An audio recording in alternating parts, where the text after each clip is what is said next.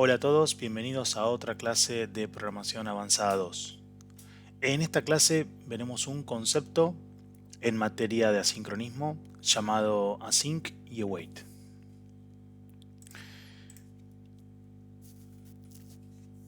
Async y await es una manera de trabajar de manera sincrónica, al igual que lo hacemos con las promises, con la diferencia de que la forma en la que vamos a trabajar a nivel de código y de cómo nosotros interpretamos el código se va a parecer un poco más a la programación sincrónica, con lo cual nos va a ahorrar tal vez algún dolor de cabeza y también nos va a permitir interpretar el código de una mejor manera. Las funciones de tipo async dijimos que definen una función asincrónica. Y estas funciones asincrónicas devuelven lo que se denomina un objeto de tipo async function. Las funciones asincrónicas operan de forma sincrónica dentro o a través de lo que es el event loop y utilizan una promise implícita para retornar el resultado. Es decir, que a fines de cuentas, cuando nosotros ejecutamos una función asincrónica, el retorno va a ser automáticamente una promise dentro de esa función. Las particularidades que tiene que tener el uso de async y await es que las funciones de tipo asincrónicas deben ser declaradas con la palabra reservada async. La palabra reservada async indica que esta función va a ser asincrónica y cuyo resultado va a ser justamente la respuesta de una promesa de manera automática. Para poder llamar a una función de tipo async necesito utilizar el operador await, que me permite esperar hasta esa respuesta, ¿sí? Es decir, obtener la promesa de esa respuesta y esperar el resultado para poder procesarlo. El operador await solo es válido dentro de una async function, es decir, dentro de una función asincrónica.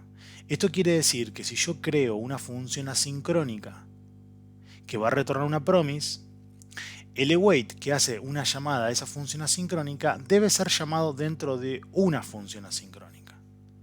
Vamos a ver esto en el ejemplo práctico justamente para que terminen de cerrar la idea. Pero básicamente yo no puedo utilizar una llamada a un operador await fuera de lo que es el contexto de una función asincrónica. Y es parte de lo que estamos viendo en este momento en pantalla, donde para hacer un resolve after 2 seconds, fíjense que en este caso particular tenemos una función que retorna una promesa donde yo estoy haciendo un timeout de 2 segundos y haciendo un resolve y haciendo un console log. Y esta llamada que devuelve una promesa está llamada en el contexto de un await. Pero este await solamente podrá ser utilizado dentro de una función asincrónica. No hay manera de utilizar un await si esta función no lo es. En síntesis, el uso de async y await nos va a permitir simplificar el uso de las promises y poder realizar tareas sobre un conjunto de promises. También, desde el punto de vista sintáctico, dijimos, voy a poder interpretar las llamadas como algo más sincrónico. Fíjense que en este caso el await, yo estoy haciendo un await sobre una función que, si bien es una promesa, no necesito poner ningún then, ningún catch en este punto. Simplemente esperar el resultado y almacenar una variable para su posterior procesamiento. Lo que sí tenemos que saber es que mientras la async function que se ejecuta está pausada, el programa va a seguir corriendo, ya que recibe una promise, dijimos, implícita, retornada por la async function. ¿Sí? Es decir, la forma de seguir manejando este tipo de código va a seguir siendo sincrónico y voy a poder seguir operando hasta que el resultado se obtenga. En el ejemplo que estamos viendo acá, bueno, lógicamente al ejecutarse la async function vamos a esperar 2 segundos y vamos a retornar en el output la palabra result. Fíjense que dentro de esta función principal, async call, estoy haciendo un calling. Estoy llamando a la función asincrónica que me devuelve la promesa y luego voy a loguear el resultado. Por lo tanto, el resultado de esto va a ser primero hacer la invocación al calling, esperar 2 segundos, que se resuelva y luego emitir la palabra resolved. En los siguientes slides vamos a ver de qué manera podemos utilizar async y await para obtener ejecuciones concurrentes, en paralelo y secuenciales. De esa manera veremos cómo, dependiendo de la manera en la que nosotros acomodemos, ¿sí?, o la estrategia que utilicemos en el código para hacer la ejecución de async y await, podemos obtener resultados de ejecuciones secuenciales, concurrentes o en paralelo. Vamos al siguiente capítulo.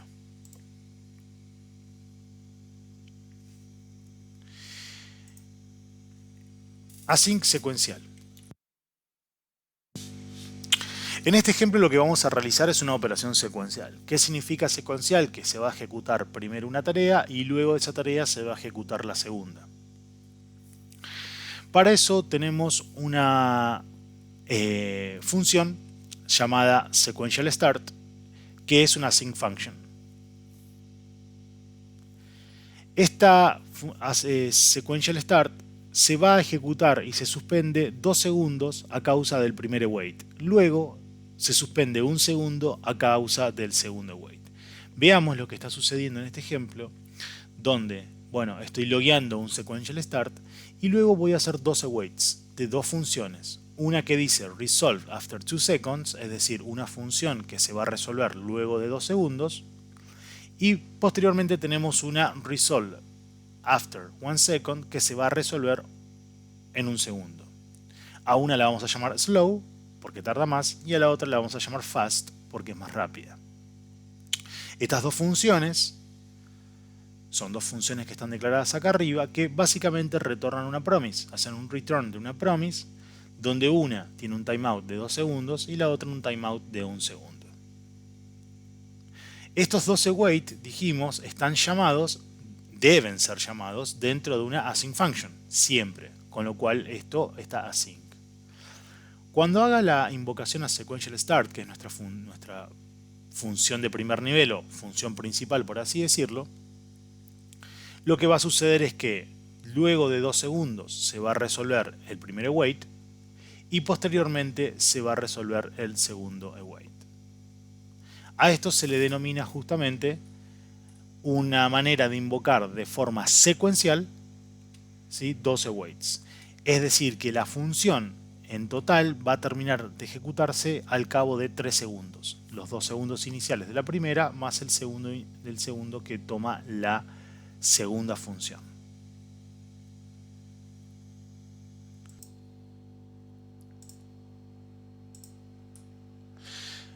Veamos ahora cómo podemos utilizar async y await para operaciones de forma concurrente. Seguimos teniendo nuestras dos funciones principales, que son justamente el objeto de estudio, que es resolve after 2 seconds y resolve after 1 second, las cuales no tienen ningún tipo de modificación.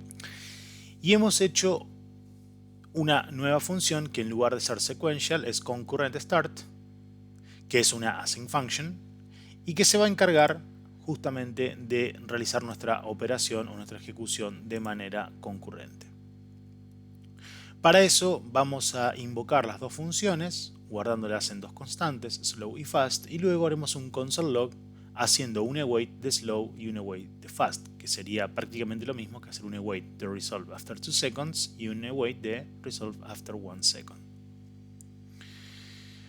Concurrent start se ejecuta y ambos timers son creados, es decir, los dos timers se crean.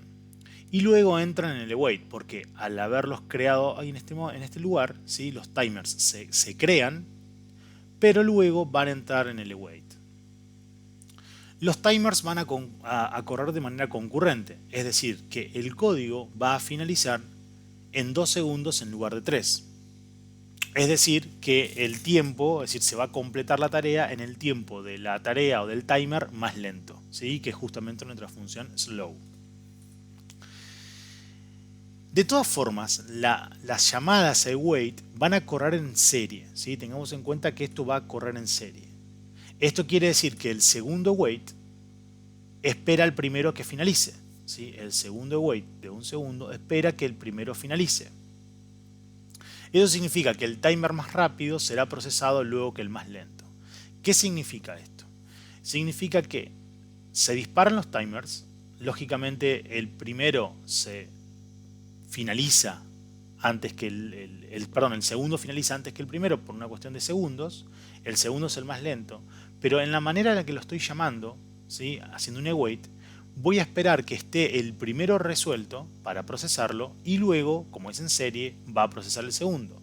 Como el segundo ya terminó el timer, ya el resultado está listo para ser procesado. Con lo cual, no es que tengo que esperar un segundo más, porque ya fue resuelto correctamente. Entonces, donde finaliza el primero, es decir, en 2 segundos, automáticamente procesa el siguiente wait, que ya tiene su valor procesado, porque tardó un segundo ese timer, y por lo tanto simplemente imprimo el valor. De esta manera estamos disparando 2 llamadas de manera concurrente y dijimos vamos a finalizar cuando finaliza justamente el más lento de los timers. Muchas async functions se pueden reescribir utilizando solamente promises. Es decir, la manera que yo tengo de realizar una operación utilizando async functions la puedo realizar solamente con promises. Lo que sucede es que las async functions son un poco menos susceptibles a errores. O mejor dicho, lo que nos va a permitir es manejar de mejor manera cualquier tipo de error que pueda suceder en el llamado a las funciones asincrónicas. Esto quiere decir que si algún await falla dentro del concurrent start, por ejemplo, si falla el slow o falla el fast en alguna de sus ejecuciones, la async function se interrumpe automáticamente, nuestra async function se interrumpe automáticamente y el error se propaga. Es decir, que yo puedo capturar el error y mostrarlo por pantalla o hacer alguna operación al respecto. Sin embargo, cuando yo trabajo de igual forma utilizando promises, la función, es decir, esta función concurrent promise que tengo aquí, debe encargarse de la promise resultante que captura la completitud de la función. Es decir, tengo que capturar esa promesa resultante de la ejecución de todas las promesas y ver puntualmente para cada resultado cuál se resolvió correctamente o cuál se resolvió de manera errónea. En este ejemplo puntual que estamos viendo, estamos creando una función que se llama concurrent promise que realiza lo mismo que concurrent start con async functions, pero solamente utilizando promises, ¿sí? Dentro de esta concurrent promise, que es una function, estoy haciendo un return de promise all, donde estoy llamando justamente a las dos funciones. Está más que claro entonces, vuelvo a insistir en esto, es que cuando el async function dentro de sus funciones en un await se dispara algún error, todo lo que son los awaits o todo lo que es la ejecución de esta async function se va a interrumpir y yo puedo capturar el error directamente. Si yo eso lo hago con promesas, la promesa resultante en este return, recuerden que el promise all retorna una promesa, ¿sí?, con la completitud o errores de todas las promesas involucradas dentro del promise all. Bien, tendré que capturar justamente los errores, controlar cuál de todas las promesas es la que falló o la que se ejecutó con éxito.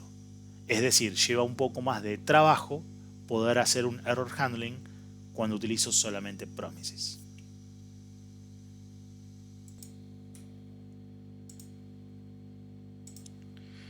El último ejemplo, que es un poco más avanzado, es justamente el async paralelo. Seguimos teniendo justamente nuestras dos funciones modelo, resolve after 2 seconds, resolve after 1 second, y hemos creado una async function llamada parallel que va a realizar una ejecución en paralelo, la cual explicaremos a continuación. También tenemos una parallel promise, que es una function que resuelve justamente la ejecución en paralelo solamente utilizando promises. En cuanto a nuestra función parallel, que dijimos que es async function, lo que vamos a hacer para poder ejecutar de manera paralela es utilizar un promise all con un await y cada job, es decir, cada tarea o cada promesa, por así decirlo, dentro del promise all, lo vamos a ejecutar también con un await. Como estamos viendo en pantalla, tenemos un await. Esto va a esperar el promise all, pero el promise all, cada uno de sus jobs o tareas es un console log que hace un await de la función modelo y es asincrónico de la misma forma. Esta manera de ejecutar las funciones de esta forma nos va a permitir justamente realizar una ejecución en paralelo 100% real.